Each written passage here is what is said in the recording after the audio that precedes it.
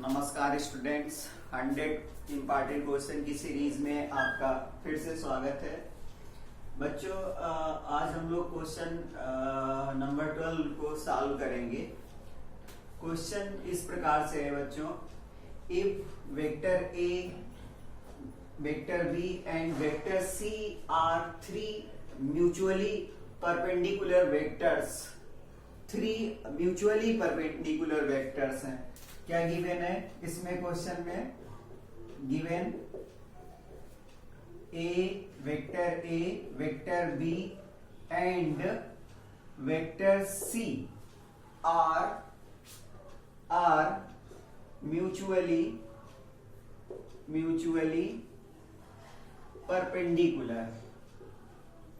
Perpendicular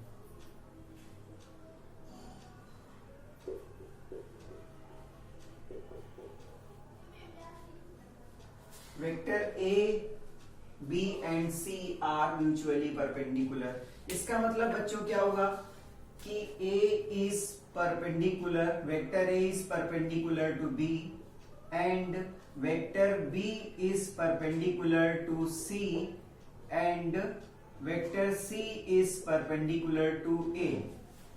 तो question के according vector A, vector B and vector C are mutually perpendicular, मतलब A B पे perpendicular है, B C पे परपेंडिकुलर है एंड सी ए पे परपेंडिकुलर है। It's implies that A dot B, जब ये परपेंडिकुलर है तो इनका डॉट प्रोडक्ट क्या होगा? 0 होगा। बी वेक्टर और सी वेक्टर का डॉट प्रोडक्ट क्या होगा? 0 होगा। इसी तरीके से C डॉट ए बी क्या होगा?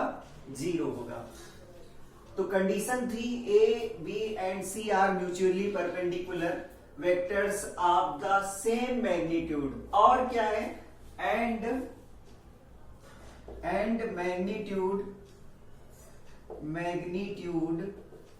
Magnitude of A B and C vector is same, इनका मैग्नीट्यूड भी सेम है। दैट इज, इसका मतलब हुआ कि इसका मॉड ए, मैग्नीट्यूड बी और मैग्नीट्यूड सी इक्वल है। तो लेट कर लेते हैं कि ये कोई स्केलर नंबर हुआ, ये लेट कर लेते हैं कि मैग्नीट्यूड इनका सेम है, ये गिवन है magnitude A equal to magnitude B equal to magnitude C, let it is K is a real number. तो उस टाइम हम लोग को क्या प्रूव करना है? Prove that vector A plus B plus vector C is equally inclined to the vectors A B and C.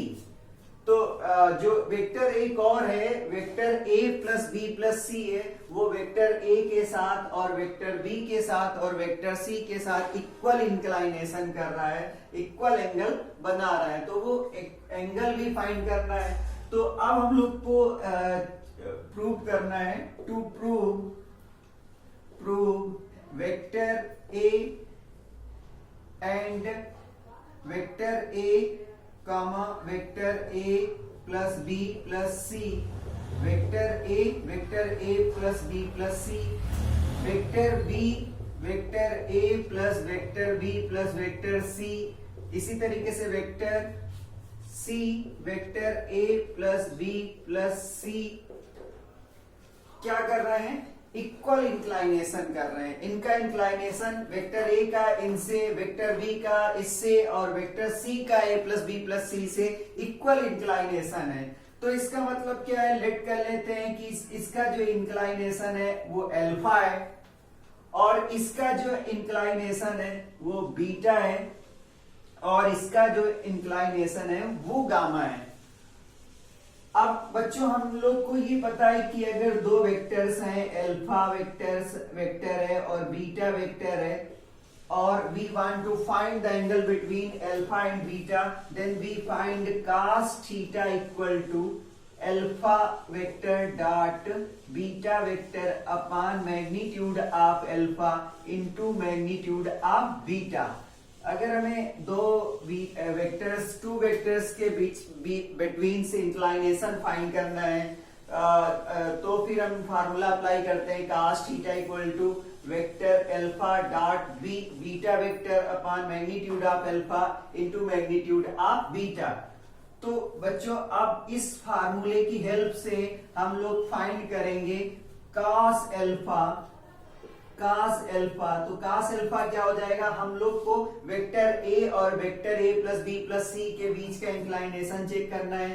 तो vector A dot vector A plus B plus C upon magnitude A और into magnitude A plus B plus C, ये check करना पड़ेगा। इसी तरीके से cos beta equal to vector B dot vector A plus vector B plus vector C upon magnitude B into magnitude A plus magnitude B plus magnitude C, ये find करना पड़ेगा। और इसी तरीके से cos B gamma equal to vector C dot vector A plus vector B plus vector C upon magnitude C into magnitude A plus magnitude B plus magnitude C. बच्चों अब क्या है, हमें एक चीज पता है कि ए वेक्टर का, बी वेक्टर का और सी वेक्टर का मैग्नीट्यूड इक्वल है, ये गिवन है। इसको हमें पता है के है, लेकिन हमें magnitude of A plus B plus C नहीं पता है, तो उसको हम लोग फाइंड करेंगे। तो हमें ये गिवन था म्यूचुअली परपेंडिकुलर वेक्टर्स हैं, तो हमें पता है कि ये perpendicular B vector B is perpendicular to C, vector C is perpendicular to A. तो जब भी टू वेक्टर्स परपेंडिकुलर हैं तो बच्चों इसका मतलब यही हुआ कि इनका डॉट प्रोडक्ट इक्वल टू 0 होगा, a dot b equal to 0। हम इस कंडीशन को यूज करेंगे, अभी हम लोगों ने इसका अप्लाई नहीं किया अभी तक। b dot c equal to 0 होगा, c dot a equal to 0 होगा, ये हम अप्लाई करेंगे गिवन कंडीशंस को। तो बच्चों अब हम लोग क्या करेंगे, magnitude of a plus B plus C जब तक हमें नहीं पता होगा तब तक हम cos अल्फा, cos बीटा और cos गामा नहीं फाइंड कर सकते हैं।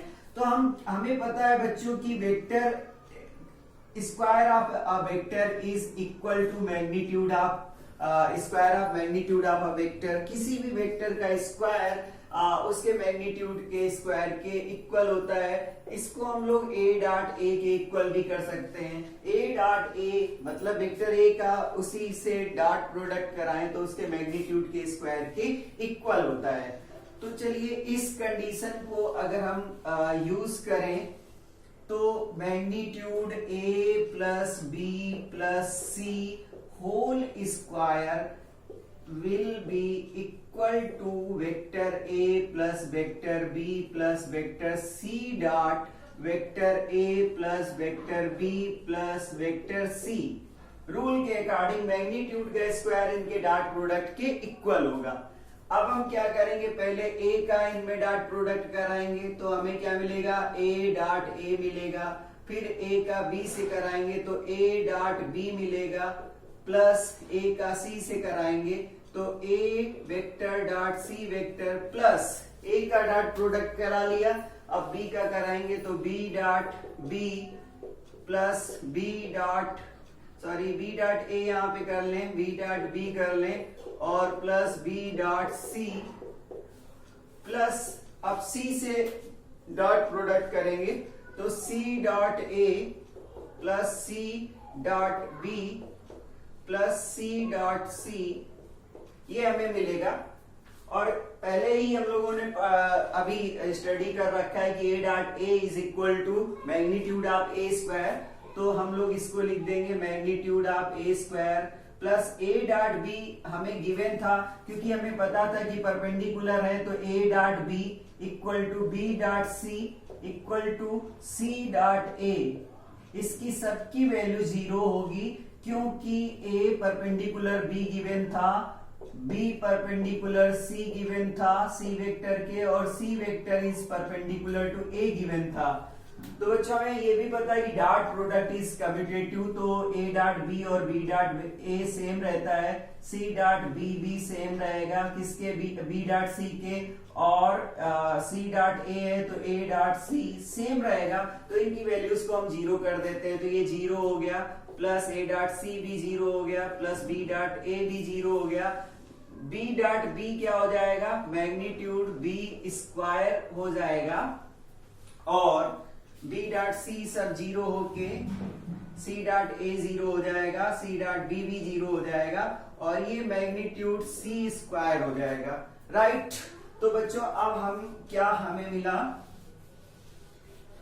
अब हम लोग को ये वैल्यू मिली magnitude A plus B plus C whole square equal to magnitude A square plus magnitude B square plus magnitude C square.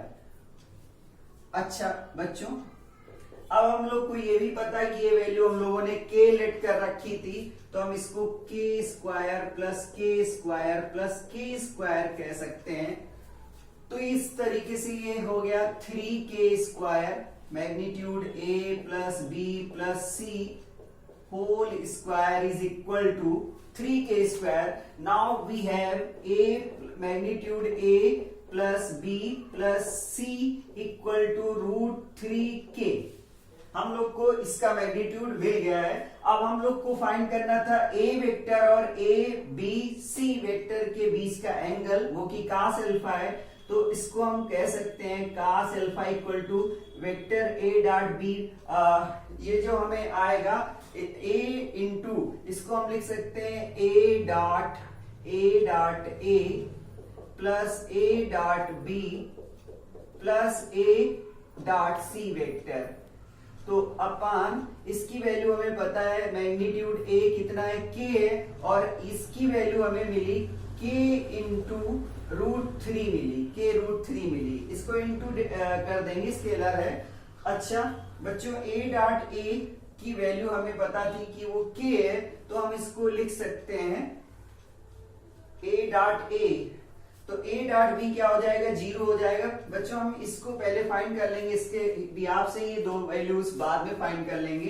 तो अब हमें a डॉट a का मतलब होता है मैग्नीट्यूड a स्क्वायर, और प्लस a डॉट b हमें zero पता है, इसका डिस्कशन हम पहले ही कर चुके हैं। ये जीरो होता नहीं है, जीरो हो जाएगा क्योंकि परपेंडिकुलर गिवन था, a और b परपेंडिकुलर था तो a डॉट b जीरो होगा, a और c परपेंडिकुलर था तो ये भी जीरो होगा, और अपान क्या हो जाएगा, k स्क्वायर इंटू √3।